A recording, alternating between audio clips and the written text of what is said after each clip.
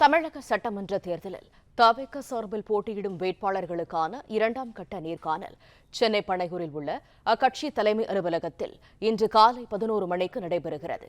இதில் மேலும் 60 தொகுதிகளுக்கான வேட்பாளர்களை விஜய் இறுதி செய்வார் என தகவல் வெளியாகியுள்ளது. கூடுதல் தகவல்களை தருகிறார் எமது செய்தியாளர் மகேந்திரன். மகேந்திரன், விவரங்கள் என்ன?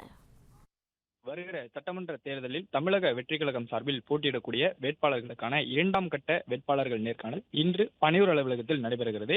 ஏற்கனவே கடந்த 10ஆம் தேதி விஜய் 60 சட்டமன்ற தொகுதிகளுக்கு வேட்பாளர்களை நேர்காணல் செய்து அந்த வேட்பாளர்களை இறுதியும் செய்திருக்கிறார்.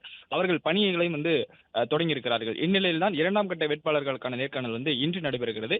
இதற்கு முன்பாக சட்டமன்ற தொகுதிக்கு 2 முதல் 3 நபர்கள் தேர்வு செய்யப்பட்டு அதில் ஒரு நபரை பொதுச் செயலாளர் ஆனந்த் தேர்வு செய்திருக்கிறார். அவர்களுக்கான நேர்காணல் ஏற்கனவே நடைபெற்று முடிந்திருக்கிறது. தேர்வு செய்யப்பட்ட அந்த ஒரு நபர், அதாவது தொகுதிக்கு ஒரு நபர் தேர்வு செய்யப்படக்கூடிய நிலையில் இந்த இரண்டாம் கட்ட நேர்காணலில் இந்த 60 நபர்கள் தேர்வு செய்யப்பட்டு அவர்கள் பங்கேற்க இருப்பதாக தகவல்கள் வெளியாகி இருக்கிறது. இரண்டாம் கட்ட வேட்பாளர்கள் பட்டியலை விஜய் இன்று இறுதி செய்வார் என்றும் தகவல்கள் சொல்லப்படுகிறது.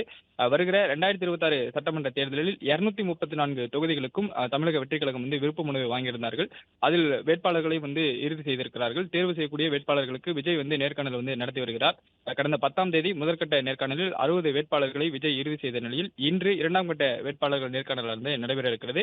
இதற்கு இடையில் நேற்று புதுச்சேரி சட்டமன்ற தொகுதியில் போட்டியிடும் வேட்பாளர்களுக்கான நேர்காணல் நடைபெற்றது.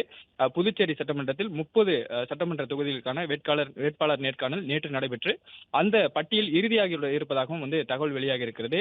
விரைவில் விஜய் தேர்தல் பிரச்சாரத்தை தொடங்க இருக்கக்கூடிய நிலையில இன்று இரண்டாம் கட்ட வேட்பாளர் நேர்காணலானது நடைபெற இருக்கிறது. இந்த வார இறுதிக்குள் 3ஆம் கட்ட வேட்பாளர் நேர்காணலும் நடைபெற இருப்பதாகவும் தகவல்கள் வெளியாகி இருக்கிறது. தகவல்களுக்கு நன்றி மகேந்திரன்.